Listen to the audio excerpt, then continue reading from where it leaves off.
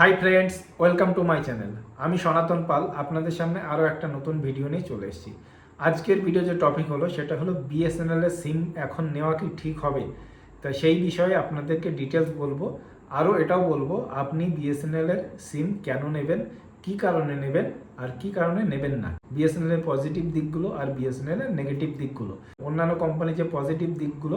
সবার প্রথমে আপনাদেরকে বলবো বিএসএনএল এর সিম এখন এই মুহূর্তে নেওয়া ঠিক হবে কি না।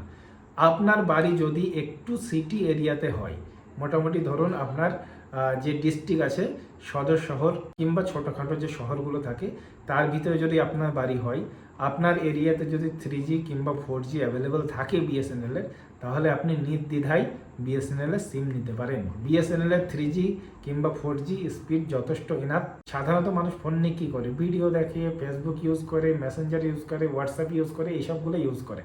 তা সেক্ষেত্রে কোনো অসুবিধা নেই বিএসএনএলের 3G 4Gতে, কোনো রকম কানেক্টিভিটিতে কোনো অসুবিধা নেই। তাহলে আপনার বাড়ি যদি একটু সিটি এরিয়াতে হয় তাহলে আপনি বিএসএনএলে পোর্ট করাতেই পারেন। কিন্তু যাদের বাড়ি গ্রামের দিকে, তারা বিএসএনএল নিলে একটু অসুবিধা হতে পারে। তাদের কী রকম অসুবিধা হতে পারে? তাদের বিএসএনএলের অসুবিধা এটা হতে পারে যে সেই এরিয়াতে, গ্রামের সমস্ত এরিয়াতে এখনও পর্যন্ত 3G 4G নেই, এখনও 2G চলছে। তা সেক্ষেত্রে আপনি বিএসএনএল সিমে কনভার্ট হওয়ার আগে আপনি একবার চেক করে নেবেন আপনার এরিয়াতে 3G আছে কি না। যদি 3G কিংবা 4G না থাকে, আপনার যদি স্মার্টফোন থাকে, তাহলে আপনি বিএসএনএল কনভার্ট করাবেন না। বেশিরভাগ মানুষেরই এখন দুটো সিম কার্ড যেহেতু অনেকের একটা জিও আছে, একটা এয়ারটেল আছে, অথবা একটা ভোডাফোন, একটা এয়ারটেল, অল্টারনেটিভ যেটা ম্যাক্সিমাম মানুষেরই কিন্তু এই রকমই আছে যে দুটোই বেসরকারি কোম্পানি, বিএসএনএল কিন্তু সরকারি কোম্পানি।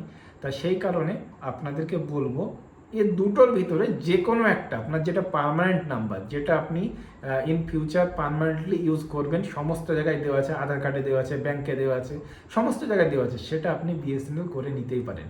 সেক্ষেত্রে আপনার কোনো অসুবিধা হবে না। একটা মিনিমাম রিচার্জ অন্যান্য কোম্পানির থেকে বিএসএনএল কিন্তু অনেক কম পয়সায় আপনার সিমটা চালু রাখতে পারবেন। অন্যান্য কোম্পানিতে কিন্তু মিনিমাম 200 টাকা রিচার্জ না করলে আপনার সিমটা কিন্তু বন্ধ হয়ে যাবে।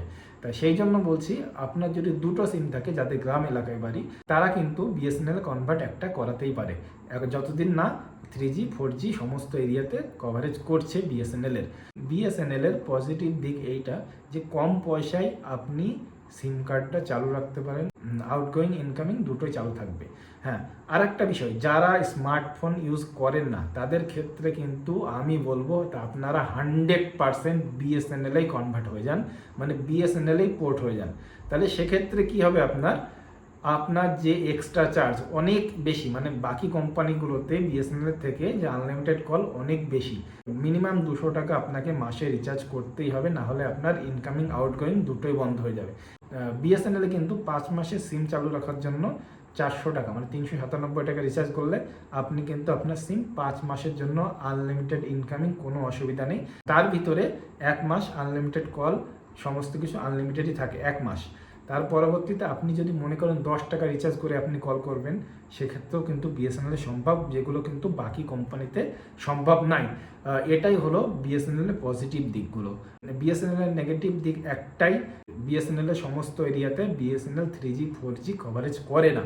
আর বাকি কোম্পানিগুলো কি আছে, বাকি কোম্পানি বলতে ভিআই, জিও, এয়ারটেল, এইগুলো কিন্তু মোটামুটি সমস্ত জায়গায় এখন 4G অ্যাভেলেবেল হয়ে গেছে। অনেক ক্ষেত্রে কি হয় যে বাড়িতে 3টে ফোন আছে, তার ভিতরে একটা পার্মানেন্ট নাম্বার যেটা সমস্ত জায়গায় দেওয়া আছে, ব্যাংকে, তারপরে আধার কার্ড, বাকি জায়গায় রেশন কার্ড, সমস্ত জায়গায় দেওয়া আছে। আপনি সেটা চাইলে আপনি পার্মানেন্টলি বিএসএনএল করে নিতে পারেন, কোনো অসুবিধা নেই। বিএসএনএল নেটওয়ার্ক যথেষ্ট ভালো, কোনো SMS কলিংয়ে কোনো সমস্যা হয় না বিএসএনএল। আমি মোটামুটি অনেক দিন ধরে ব্যবহার করছি, কোনো অসুবিধা নেই। আমার বাড়িও গ্রামের দিকে, কোনো অসুবিধা নেই নেটওয়ার্ক কলিংয়ে। তা সেই কারণে বলছি আপনি চাইলে বিএসএনএল করতে পারেন যদি গ্রামের দিকে বাড়ি হয়। কিন্তু হ্যাঁ, অল্টারনেটিভ একটা অপশান রাখবেন। আপনি যদি দুটো সিম ইউজ করেন তাহলে সেক্ষেত্রে আপনি একটা সিম করিয়ে নিতে পারেন। পরবর্তীতে যখন বিএসএনএল সমস্ত জায়গায় 3G 4G কভারেজ দেবে, সেক্ষেত্রে আপনি দুটো সিমই তখন বিএসএনএল করে নিতে পারেন। তা এই জন্য বলবো, আপনার বাড়ি যদি গ্রামের দিকে হয় তাহলে একটা সিম আপনি করিয়ে নিন, আর যদি আপনার বাড়ি সিটির দিকে হয় তাহলে কোনো অসুবিধা নেই, আপনি নির্দ্বিধায় বিএসএনএলে কনভার্ট হয়ে যান।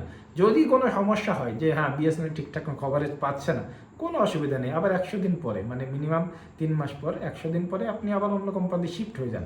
একবার ইউজ করে দেখুন। আমার মূল কথা এটাই, আপনি একবার ইউজ করে দেখুন, আশা করছি আপনি নিরাশ হবেন না। তাহলে বিএসএনএল নেগেটিভ দিক কোনটা? বিএসএনএল নেগেটিভ দিক এটাই যে সমস্ত এরিয়াতে 3G 4G কভারেজ দেয় না। কিন্তু পজিটিভ দিক এটাই, যারা নর্মাল মোবাইল ব্যবহার করে, স্মার্টফোন ইউজ করেন না, তাদের ক্ষেত্রে কিন্তু বিএসএনএল বেস্ট। তাহলে বিএসএনএল যেহেতু বেস্ট, তাহলে আপনি বিএসএনএল কনভার্ট হতেই পারেন। ম্যাক্সিমাম মানুষের কাছেই এখন বর্তমানে প্রাইভেট কোম্পানির সিমই আছে। আপনি চাইলে সরকারি কোম্পানি বিএসএনএলে আসতে পারেন। বিএসএনএলের পজিটিভ দিক এটাই যে বিএসএনএল খুব কম খরচে আপনার সিমটা চালু রাখতে পারেন। এটাই হলো বিএসএনএল পজিটিভ দিক। অন্যান্য সিমের পজিটিভ দিক এইগুলো হলো, মোটামুটি সমস্ত জায়গায় আপনি 4G 3G কভারেজ পাবেন। আর নেগেটিভ দিক একটাই যে বর্তমানে রিচার্জের দাম লাগামহীন, মানে কন্টিনিউ বেড়েই যাচ্ছে। হ্যাঁ, তবে অন্যান্য দেশের তুলনায় আমাদের ইন্ডিয়াতে রিচার্জের দাম অনেকটাই কম।